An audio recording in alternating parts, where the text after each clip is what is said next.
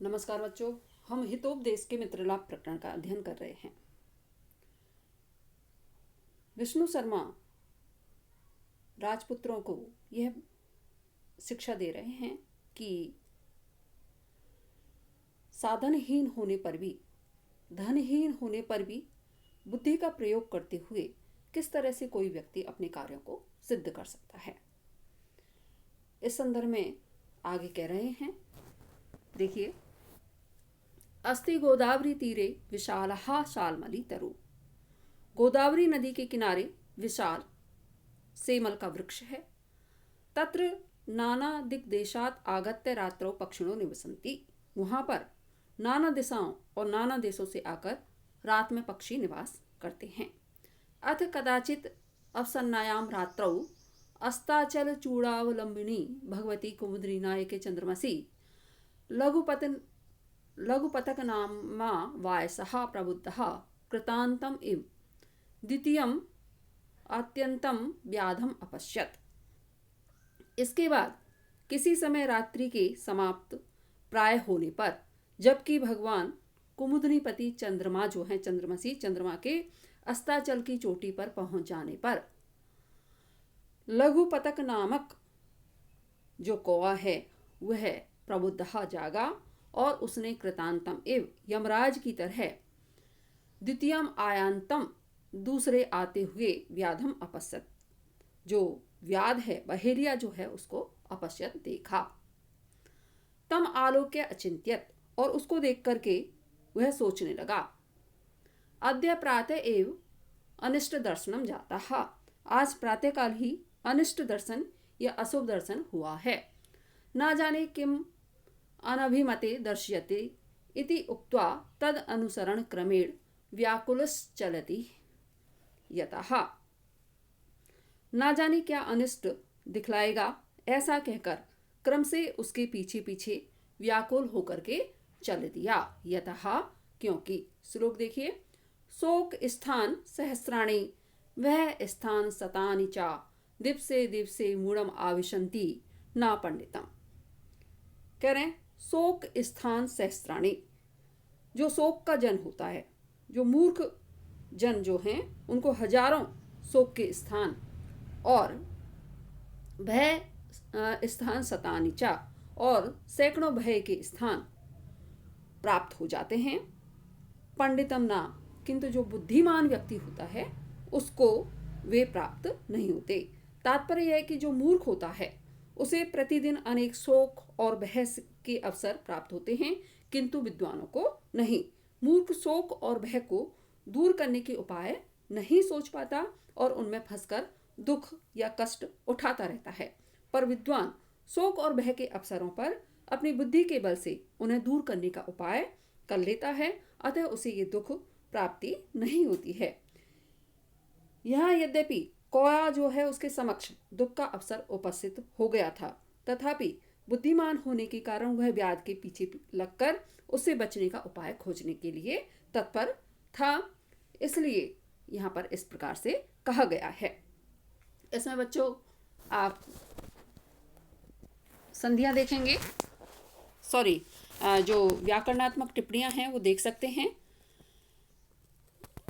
देशात आगत्य, यहाँ आगत्य आ उपसर्ग है और ल्यप प्रत्यय है। निवसंती लट लकार प्रथम पुरुष एक वचन है। अस्त धन अचल, यहाँ आपकी दीर्घ संधि है। चूड़ाधन अवलंबनी, यहाँ पर भी आपकी दीर्घ संधि है बच्चों।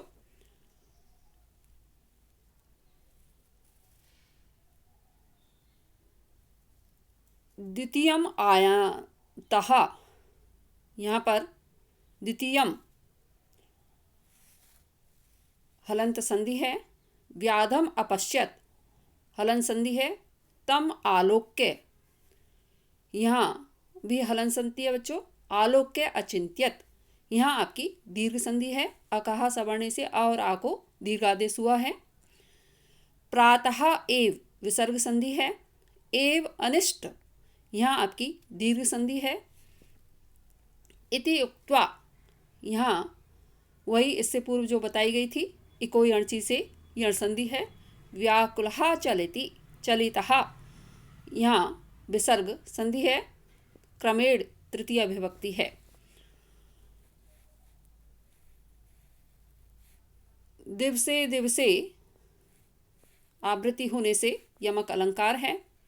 मूढ़म आविशंति, यहाँ व्यंजन संधि है आपकी। शेष आगे चलिए। अन्यच्च और भी, विषयिणाम इदम अवश्यम कर्तव्यम, विषयिणाम अर्थात जो सांसारिक लोग हैं उनका यह परम कर्तव्य है कि उत्थाय उत्थाय बोद्धव्यम महत भयम उपस्थितम मरण व्याधि शोकानाम किम अद्य निपतिष्यति। उत्थाय उत्थाय, उठ उठकर अर्थात प्रत्येक दिन प्रातःकाल उठ करके, मरण व्याधि शोकादि नाम, मरण शारीरिक व्याधि और शोक, इन तीनों में से किम अद्य निपतिष्यति, आज क्या प्राप्त होगा। इति उपस्थितम, महद भयम बोधव्यम, यह जो बड़ा भय उपस्थित होता है उसे भली भांति समझ जाना चाहिए। कह रहे हैं कि जो बुद्धिमान व्यक्ति है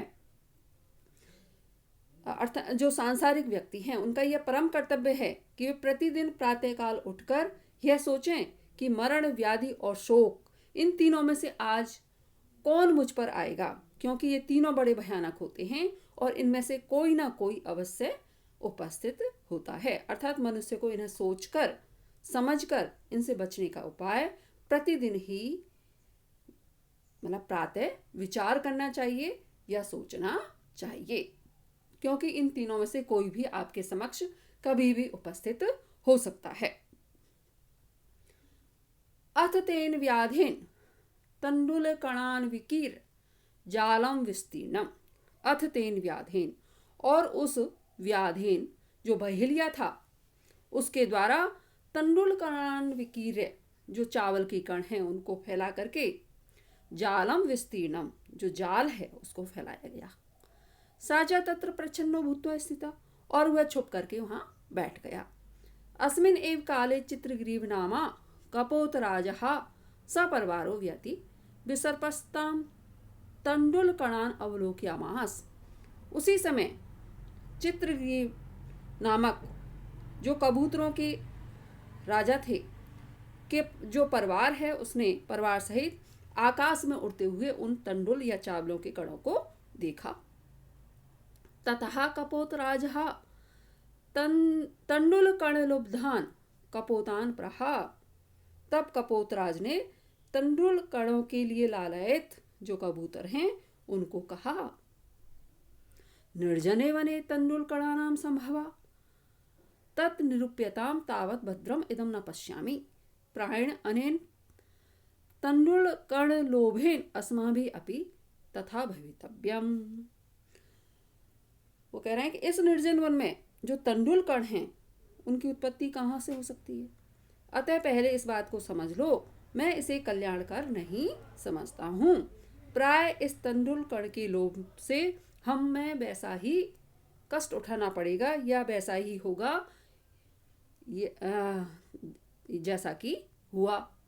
एक श्लोक है आगे देखिए, कंकड़स्य तु लोभेन मग्नः पंके सुदुस्तरे वृद्ध व्याघ्रेण संप्राप्ता पथिका सामृतो यथा। क्या कह रहे हैं, कंकड़स्य लोभेन, कंगन जो हाथ का कंगन होता है उसके लोभ के द्वारा, सुदुस्तूरे पंके मग्नः, सुदुस्तूरे अर्थात कठिनता से ही पार होने योग्य जो कीचड़ था उसमें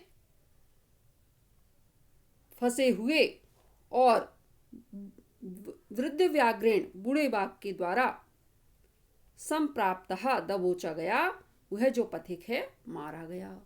पथिका अमृतो यथा, जो पथिक है वह मारा गया, इसी प्रकार का हाल हमारा होगा। ये कह रहे हैं कि कंकड़ के लोभ से दुस्तर जो कीचड़ था उसमें फंसा हुआ बूढ़े बाघ के द्वारा भली भांति दबोचा गया जो पथिक था वह मर गया, मृत्यु को प्राप्त हुआ, उसी प्रकार से हमारा भी हाल हो सकता है। इसमें आप बच्चों देखेंगे जो व्याकरणात्मक टिप्पणियाँ हैं उनको आप देख सकते हैं। अन्यच्चा यहाँ पर हलन संधि है। वैशेणाम इदम अवश्यम, यहाँ पर भी आपकी व्यंजन संधि है। उत्थाय उत्थाय, यहाँ उत्थाय धन उत्थाय आपकी गुण संधि है।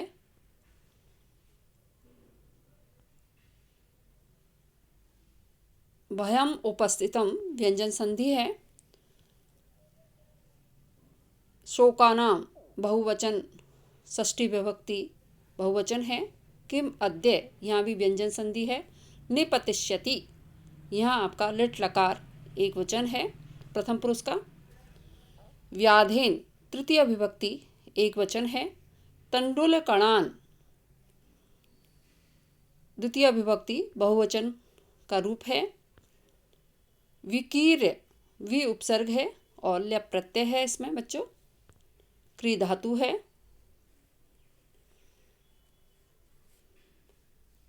भूत्वा त्वा प्रत्यय है, भू धातु है। अस्मिन् धन एव, यहाँ व्यंजन संधि है। परवारेण सहिता, यहाँ अव्ययीभाव समास है। कणान धन अवलोक्य, यहाँ पर व्यंजन संधि है। अवलोक्यामास, अवलोक्य धन अवलोक्यामास। कपोत राजहा, यहाँ विसर्ग संधि है। ककार ककार आदि की आवृत्ति से अनुप्रास अलंकार कई जगह आपको देखने को मिलेगा बच्चों।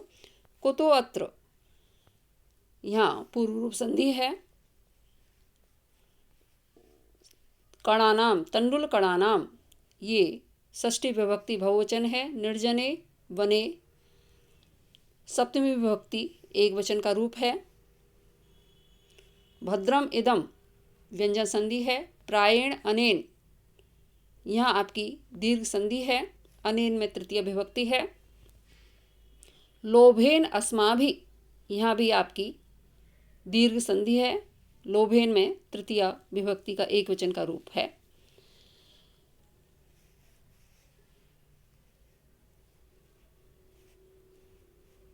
लोभेन तृतीय विभक्ति एक वचन है। कंकड़स्य षष्ठी विभक्ति एक वचन का रूप है।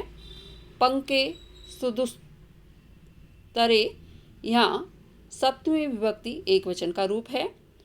वृद्ध व्याघ्रेण वकार की आवृत्ति होने से यहाँ अनुप्रास अलंकार है। व्याघ्रेण तृतीय विभक्ति एक वचन का रूप है। इस व्याख्यान में इतना ही बच्चों।